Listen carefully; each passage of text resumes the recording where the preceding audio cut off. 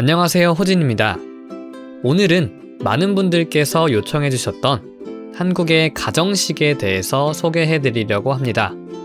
제가 거의 2달 정도를 촬영하면서 같은 음식은 배제하고 제가 집에서 먹었었던 음식들을 촬영했습니다.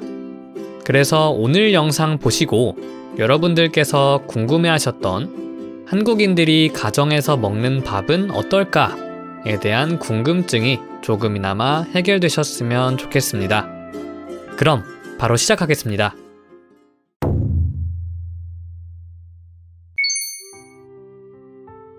첫 번째는 김치볶음밥과 계란국입니다. 김치볶음밥은 한국인의 소울푸드 중 하나입니다. 만드는 방법이 간단한데 정말 맛있는 요리라서 한국인들에게 정말 많이 사랑받는 요리입니다. 치즈, 삼겹살, 햄 등 자신의 취향에 따라 다양한 옵션을 추가할 수 있기 때문에 질리지 않고 꾸준히 사랑받는 음식인 것 같습니다. 계란국도 한식에서 종종 볼 수 있는 국물 요리인데요. 이것도 만드는 방법이 정말 간단하기 때문에 국물은 먹고 싶은데 요리하기가 귀찮을 때 만들곤 합니다. 지금 생각해보니 김치볶음밥과 계란국은 만들기 쉬운 요리의 조합이라고 할 수 있겠네요. 만들기 쉬운 음식의 조합이니 나중에 집에서 도전해보시는 것도 좋을 것 같습니다. 다음은 대패삼겹살입니다. 여러분께서 삼겹살은 많이 들어보셨을 텐데 혹시 대패삼겹살은 들어본 적이 있으신가요? 대패삼겹살은 기존 삼겹살과 달리 굉장히 얇게 자른 삼겹살입니다.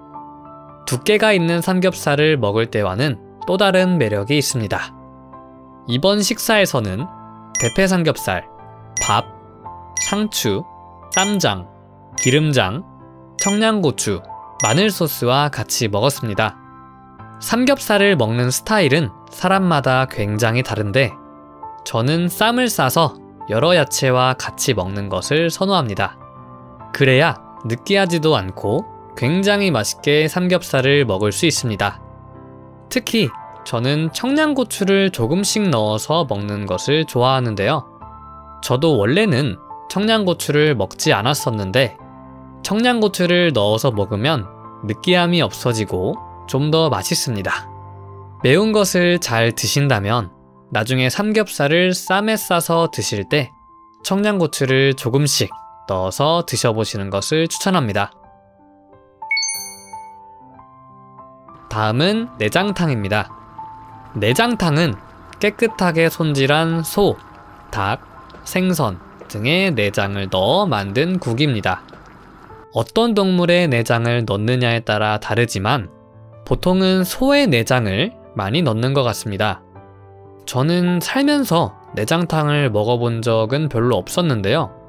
보통 내장탕은 집에서 먹기보다는 식당에서 많이 먹는 느낌이 있습니다. 맛을 설명하기는 정말 어려운데 그냥 곱창을 넣고 끓인 국이라는 느낌이 있습니다. 일본에서도 내장탕 가게가 있다고 들어서 혹시 드셔보시고 싶으신 분들은 어렵지 않게 경험하실 수 있으실 것 같습니다. 다음은 닭갈비입니다. 닭갈비도 굉장히 유명한 한국 음식이죠. 닭갈비는 반찬으로 먹어도 맛있고 닭갈비만 먹어도 맛있습니다. 식당에서 먹으면 보통 치즈를 올려서 먹거나 마지막에 볶음밥을 해서 먹는 경우가 많은데요. 저는 귀찮아서 그냥 반찬으로 먹었습니다. 이번에는 양념이 다 되어 있는 것을 사와서 야채만 넣고 요리하긴 했지만 사실 닭갈비는 닭을 사서 양념과 야채를 넣고 요리하면 되는 정말 간단한 요리입니다.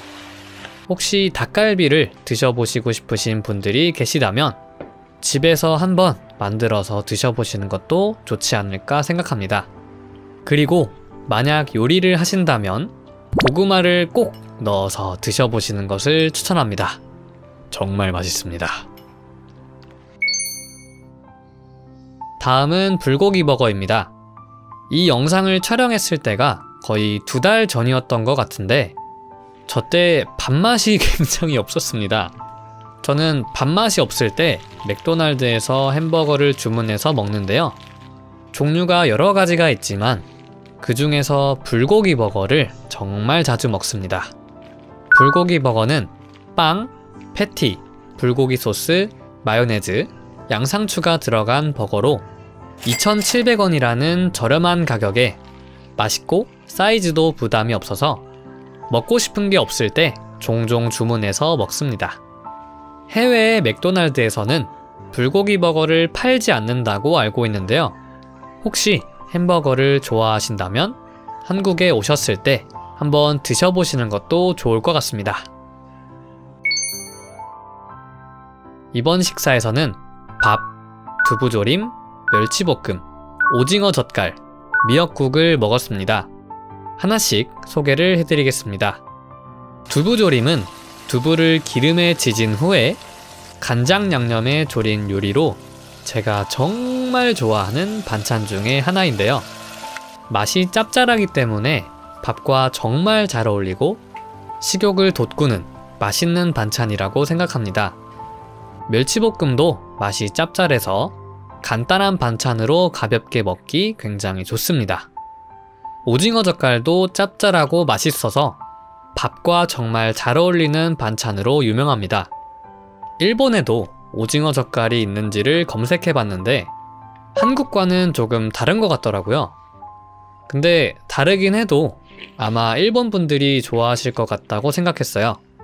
그래서 나중에 기회가 되신다면 한국에 오셔서 드셔보시는 것도 좋을 것 같습니다. 미역국은 한국에서 생일날에 먹는 국으로 유명한데요. 생일이 아니더라도 저는 미역국을 꽤 자주 먹는 것 같습니다. 이번 식사는 전체적으로 짭짤한 반찬이 많네요. 역시 밥은 짭짤한 반찬과 정말 잘 어울리는 것 같습니다. 한국인의 소울푸드를 딱 하나 고르라고 한다면 아마 많은 분들께서 라면을 고르지 않을까 생각합니다. 라면은 요리 방법도 간단하고 가격도 저렴하고 맛있는 최고의 음식이라고 생각합니다. 한국인은 라면을 정말 많이 먹는데요. 일상에서도 요리하기는 귀찮은데 배가 고플 때, 국내 여행을 갈 때도 해외를 갈 때도 라면을 챙길 정도로 라면을 굉장히 좋아합니다. 라면은 종류가 정말 다양한데 저는 신라면을 가장 좋아합니다. 신라면이 맵다고 말씀하시는 외국인 분들도 계신데 저는 잘 모르겠습니다. 근데 가끔씩 매콤할 때가 조금씩 있는 것 같습니다. 라면도 자신의 입맛에 따라 대파, 계란, 치즈, 김치 등 다양한 옵션을 추가할 수 있는데요. 저는 다양하게 먹어봤는데 결국은 계란만 넣어서 먹는 게 가장 제 입맛에 맞는 것 같습니다. 여러 가지 옵션을 추가해 가면서 여러분들의 입맛에 맞는 라면을 찾으시면 좋을 것 같습니다. 다음은 소불고기와 계란말이입니다. 소불고기는 소고기, 간장 양념, 당면, 야채 등을 넣어서 끓인 요리입니다. 조금 달콤 짭짤한 맛으로 반찬으로 먹어도 맛있고 국물에 밥을 비벼서 먹어도 정말 맛있습니다. 계란말이는 설명이 딱히 없는 요리죠. 뭔가 예쁜 반찬을 만들고 싶을 때 계란말이를 만들고 귀찮을 때는 계란 후라이를 만드는 느낌인 것 같습니다. 개인적으로 소불고기는 밥과 비벼서 먹으면 정말 맛있는 음식이라고 생각해서 나중에 기회가 되신다면 소불고기랑 밥을 비벼서 드셔보시는 것을 추천합니다.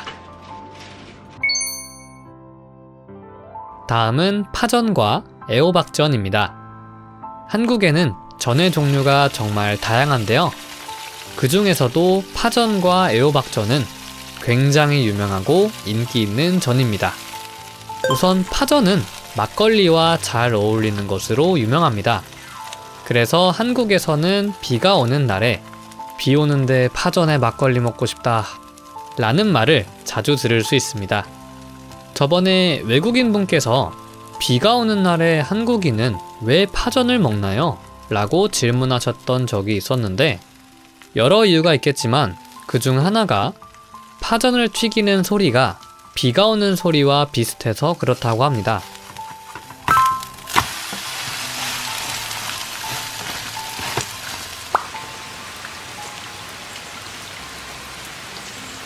굉장히 비슷하지 않나요? 혹시 술을 좋아하시는 분이라면 나중에 비가 올 때 파전과 막걸리를 드셔보시는 것도 좋을 것 같습니다. 애호박전은 제가 정말 좋아하는 반찬인데요. 반찬으로 먹어도 맛있고 애호박전만 먹어도 맛있습니다. 간장에 찍어 먹는 게 정말 맛있습니다. 만드는 방법도 굉장히 간단하기 때문에 나중에 만들어서 드셔보시는 것도 좋을 것 같습니다. 해장국이라는 뜻이 술을 먹고 나서 숙취를 해소하기 위해 먹는 국을 말하는데요. 옛날에 술을 마시고 나서 이것을 해장하기 위해 먹었나봐요. 근데 제 경험상으로는 해장보다는 그냥 일반 식사로 더 많이 먹는 것 같습니다. 뼈해장국은 소뼈, 소고기, 우거지, 콩나물 등을 넣어 만든 요리입니다. 사람마다 먹는 방법이 다른데요. 먹기 전에 고기를 전부 해체한 후에 밥이랑 같이 먹는 사람도 있고 고기를 다 먹고 나서 밥을 국물에 말아서 먹기도 하는데 저는 고기를 다 먹은 후에 밥을 국물에 말아서 먹습니다. 이 음식을 먹을 때는 중요한 것이 두 가지가 있다고 생각하는데요. 첫 번째는 겨자 소스입니다. 고기를 겨자 소스에 찍어서 먹는 것과 그냥 먹는 것은 엄청난 차이가 있다고 생각합니다. 혹시 한국에서 드시게 된다면 꼭 겨자 소스에 고기를 찍어서 드시는 것을 추천합니다. 두 번째는 석박지인데요. 개인적으로 뼈해장국이 석박지랑 정말 잘 어울리는 음식이라고 생각합니다. 석박지는 깍두기랑 비슷한데 좀 더 크기가 일정하지 않고 크다고 생각하시면 될 것 같습니다. 평소에 석박지를 그리 좋아하는 편이 아닌데 뼈해장국을 먹을 때는 항상 석박지랑 같이 먹습니다. 이 얘기를 하니까 또 먹고 싶어지네요. 영상 재밌게 보셨나요? 오늘은 한국의 가정식 10개를 소개해드렸는데요. 앞으로도 더 다양한 한국의 가정식 영상을 준비해보도록 하겠습니다. 오늘도 영상 시청해주셔서 정말 감사합니다. 그럼 다음 영상에서 만나요.